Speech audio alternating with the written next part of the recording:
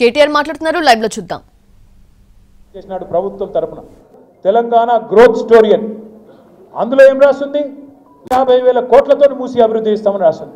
మేము అడుగుతా ఉన్నాం, మొన్నటి నుంచి నిలదీస్తా ఉన్నాం. దేనికోసం 150,000 కోట్లు? ఎవడి కోసం? 1100 కోట్లతో తెచ్చేస్తే మూసి పునరుజ్జీవం అయిపోద్ది కదా అంటే వాళ్ళు చెప్పే కారణాలు ఎంత వింతగా ఉన్నాయో ఒక్క నిమిషం మీకు చెప్తాను. వాళ్ళు ఏమంటారు? మూసి పక్కల 2 పక్కల బఫర్ జోన్ ఉన్నది, బఫర్ జోన్లో ఉన్న వాళ్ళను ఎలగొడతాం, ఖాళీ చేస్తాం.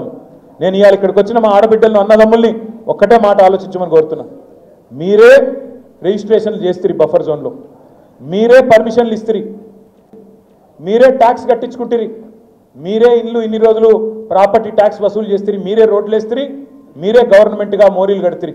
ఇవాళ వచ్చి అక్కడ ఉన్న ఒక మల్లయ్య గారి ఇల్లేమో అల్లకెళ్ళి మురికి నీరు వస్తుంది, బఫర్ జోన్లో ఉన్నది, మూసి చెడిపోతుంది, కాబట్టి మల్లయ్య ఇల్లు కూలగొట్టాలి. మరి నేను అడుగుతా ఉన్నా ముఖ్యమంత్రి, మల్లయ్య ఇల్లు కూలగొడతావు, మరి రేపు బఫర్ జోన్లో నువ్వే ఒక పెద్ద రియల్ ఎస్టేట్ కంపెనీకి వాడికి ఇచ్చి వాడు మాల్ కడతాడు, మల్లయ్య ఇల్లు కూలగొట్టి మాల్ కడతాడు. మల్లయ్య ఇంట్లోకి వెళ్ళేమో మురికి నీరు వస్తుంది, మాల్లోకి వెళ్ళేమో సుగంధం వస్తుందా? మాల్లో కూడా అదే మురికి నీరు కదా వచ్చేది. ఇంకా మల్లయ్య ఇంట్లోకి వెళ్ళి వచ్చిన దానికంటే 1000 రెట్లు ఎక్కువ వస్తుంది. కానీ అది బాగా అంటే ఇది బాగా కాదంట. నేను అందుకే అడుగుతా ఉన్నా, ముఖ్యమంత్రి సమాధానం చెప్పు. బఫర్లో మల్లయ్య ఇల్లు ఉండకూడదు ఎట్లా, మాల్ ఉంటుంది ఎట్లా? సమాధానం చెప్పు. ఎవడి కోసం 150,000 కోట్లు పెడతానంటున్నావు? దేనికోసం పెడతానంటున్నావు? మాకు అర్థమవుతున్నది. మూసీ మే లూటో ఢిల్లీ మే బాటో, మూసీలో లూటో ఢిల్లీ మే బాటో. ఎందుకు? నీ బాసులు ఢిల్లీలో ఉన్నారు, వాళ్ళ కోపం వస్తే నీ తుమ్మితో ఊడిపోయే ముక్కు నీది, ఎప్పుడు ఊసిపోతుందో తెలియదు. రాహుల్ గాంధీకి మూటలు పంపకపోతే ఆయన ఊకోడు, మళ్ళీ పైన ఇంకా ప్రియాంక గాంధీ గారు ఉన్నారు, ఇంకా చాలామంది పెద్దలు ఉన్నారు, వాళ్ళకు మూటలు పంపాల్సిందే. పంపాలి అంటే మీకు తెలుసు, కోకాపేట ఇక్కడ మీకు యాదకుండాల రాజేంద్ర నగర్లో కోకాపేట ఉన్నది. ఇలా కోకాపేట భూములు ఎంత ఖరీదైనాయో మా వెంకటేష్కి తెలుసు బాగా. ఖానాపూర్లకు, కోకాపేటలకు, నార్సింగోళ్లకు, మణికొండలకు మీకే తెలుసు భూముల విలువ ఆనాడు ఎంత, 2014లో ఈరోజు ఎంత. అయితే విచిత్రం ఏంటంటే మాకు ఎక్కడ ఆశ్చర్యం అనిపిస్తుంది అంటే, కోకాపేటలో ఆనాడు కొన్ని భూములు నియోపోలిస్ అని పెట్టి దాన్ని ఆ మూవీ టవర్స్ పక్కన డెవలప్మెంట్ చేసి, గతంలో కాంగ్రెస్ ప్రభుత్వం కూడా వేలం వేసింది గోల్డెన్ మైల్ అనే పేరిట. అప్పుడు వాళ్ళు ఆక్షన్ పెట్టినారు రాజశేఖర రెడ్డి గారి టైంలో. మన ప్రభుత్వం వచ్చినాక పక్కన మనం కూడా రుణమాఫీ అని, సిటీ డెవలప్మెంట్ అని, ఈ ఫ్లైఓవర్లు వీటన్నిటి కట్టనికే ఆక్షన్ పెట్టినాం, వేలం పెట్టినాం. పారదర్శకంగా వేలం పెడితే ఒక్కో ఎకరం 100 కోట్లకు పోయింది. పోతే దానికి కూడా మమ్మల్ని తిట్టినాడు ఇదే రేవంత్ రెడ్డి. అన్నాడు, ఏమన్నాడు? మీరు కేటీఆర్ అనేవాడు దోపిడిగాడు, స్కామ్ చేసిండు, ఇలా 10,000 కోట్లు నొక్కేసిండు అన్నాడు. ఓఆర్ఆర్ ఉంది కదా, మీ రాజేంద్ర నగర్ మీకు వెళ్ళి పోతుంది కదా ఓఆర్ఆర్, దాన్ని ఏం చేసినాం మనము? 30 సంవత్సరాల కోసం ఒక ప్రైవేట్ వాడికి అప్పచెప్పినాం. అప్పచెప్పి 7,400 కోట్లు వాడిస్తే రాష్ట్ర ఖజానాకి మనం దాన్ని అభివృద్ధి సంక్షేమ కార్యక్రమాలకు వాడుకున్నాం.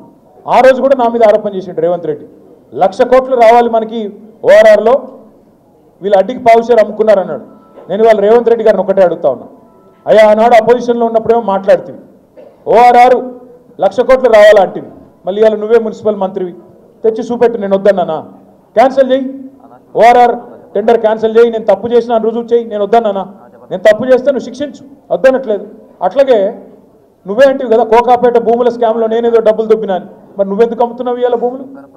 నేను చేసిన తప్పే అయితే, నేను అందులో స్కామ్ చేసిన మాట వాస్తవమే అయితే, నువ్వు ఆ రోజు వాగిన వాగుడులో అర్థం ఉంటే ఇవాళ ఎందుకు చర్యలు లేవు? ఎందుకు నువ్వు దాని మీద ఎంక్వైరీ చేయట్లేదు? నేను అడుగుతా ఉన్నా, ఎందుకు వాటిని రద్దు చేయట్లేదు? ఆ రోజు అల్లం అన్నది ఇవాళ బెల్లమైందా నీకు? నేను అడుగుతా ఉన్నా. మీరు దయచేసి ఆలోచించండి. ఎవడి కోసం మూసి అంటే ఇక దీనికి మళ్ళీ అందమైన కవర్ మనం గట్టిగా మాట్లాడి, మూసి ఎందుకే నీకు ఢిల్లీలో మూటలు వంచనిక పునరుజ్జీవం చేయాలంటే కేవలం 1,100 కోట్లు సరిపోతుంది కానీ గట్టిగా అడిగితే ఈ మధ్యన కొత్త పల్లె అందుకున్నాడు. బాపు ఘాట్లనట ఈయన పోయి భారతదేశంలో కాదు ప్రపంచంలో అతిపెద్దదైన మహాత్మా గాంధీ విగ్రహం పెడతారంట. ఈయన ఎవరు? రేవంత్ రెడ్డి. రేవంత్ రెడ్డి గారు మహాత్మా గాంధీ విగ్రహం పెడతాను అనగానే మహాత్మా గాంధీ గారి మన్మడు తుషార్ గాంధీ గారు స్పందించారు. మహాత్మా గాంధీకి ఇవన్నీ ఇష్టం ఉండవురా ఆయన, ఆయన చాలా మంచోడు, ఆయన ఎన్నడూ ఆయన విగ్రహాలు ప్రపంచంలో పెద్ద విగ్రహాలు 1000 కోట్ల విగ్రహాలు పెట్టాలని నేను కోరుకోలేదు, వాటిని పేదవాళ్ళ కోసం వాడు స్వామి, నువ్వు పెట్టకు అని ఆయన చెప్పినాడు. కానీ మహాత్మా గాంధీ గారు తప్పకుండా ఎక్కడున్నారో కానీ ఆయన ఆక్రోషిస్తూ ఉండింటాడు. ఎందుకంటే రేవంత్ రెడ్డి గారు గాడ్సే శిష్యుడు, ఆయన నాథురామ్ గాడ్సే ఆర్ఎస్ఎస్ వాడు, ఆర్ఎస్ఎస్ గాడ్సే గారి శిష్యుడు ఈయన. ఈ వ్యక్తిని పేరేమి రేవంత్ రెడ్డి. ఇవాళ ఎట్లున్నదంటే గాంధీ విగ్రహాన్ని గాడ్సే పెడతానంటే ఒప్పుకుంటామా సార్? నాకు అర్థం కాదు. మనం గాడ్సే లాంటి వాడు, గాడ్సేకి వారసుడు ఈయన వచ్చేట గాంధీ గారి విగ్రహం పెడతాడట, అది కూడా బాపు ఘాట్లో. రేవంత్ రెడ్డి గారికి నేను ఒకటే చెప్తా ఉన్నా, నువ్వు గాంధీ విగ్రహాన్ని అడ్డం పెట్టుకొని మూసీ ప్రాజెక్టు అని దానికి కలరింగ్ ఇచ్చి మళ్ళీ దానిలో కూడా రేట్లు పెంచి దానిలో కూడా డబ్బులు దొప్పుకుంటానంటే ఇది సమంజసం కాదు. మహాత్మా గాంధీని అడ్డం పెట్టుకొని శిఖండిలాగా నువ్వు వెనకాల ఉండి రాజకీయం చేస్తానంటే మంచిది కాదు. తప్పకుండా ప్రజలకు వాస్తవాలు తెలుస్తూ ఉన్నాయి. మూసీ విషయంలో జరుగుతున్న దోపిడీ, పేదవాళ్లకు ఇబ్బందులు పెట్టే అంశంలో ఈ రాష్ట్రంలో ఒకసారి చూడండి ఏం జరుగుతూ ఉంది. మూసీలో దోపిడీ, మూసీకేమో 1,50,000 కోట్లు ఉన్నాయంట ముఖ్యమంత్రి కాడ, కానీ ఆడబిడ్డలకి తులం బంగారం ఈయనకి పైసలు లేవు. ముసలోళ్ళకి 4,000 రూపాయలు పెన్షన్ అన్నావు, దానికి పైసలు లేవు. రాష్ట్రంలో రైతు బంధుకు పైసలు లేవు. రాష్ట్రంలో రుణమాఫీకి డబ్బులు లేవు. హోంగార్డులకు జీతాలు ఇవ్వడానికే టైం లేవు. బతుకమ్మ చీరలకు పైసలు లేవు. అదేవిధంగా రంజాన్ తోఫాకు పైసలు లేవు. క్రిస్మస్ గిఫ్ట్కు పైసలు లేవు. కానీ మూసీకి మాత్రం 1,50,000 కోట్లు మాత్రం ఉన్నాయి. 1,100 కోట్లతో అయిపోయే మూసీలనేమో 1,50,000 కోట్లు పోయాలి. మేము కాళేశ్వరం కట్టినప్పుడు ఇదే ముఖ్యమంత్రి ఏమన్నాడు?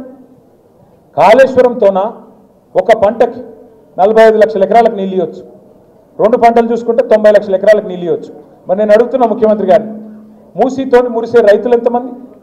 మూసీతోని సాగులోకి వచ్చే ఎకరాలెన్ని? ఎన్ని లక్షల ఎకరాలకు నీళ్ళు వస్తాయి చెప్తావా? మూసీతోని వచ్చే పరిశ్రమలెన్ని? మూసీతోని వచ్చే ఐటీ కంపెనీలన్నీ? మూసీతో నువ్వు చేసే రియల్ ఎస్టేట్ వెనకాల ఎవరి లాభం ఉన్నది? ఈ ఢిల్లీకి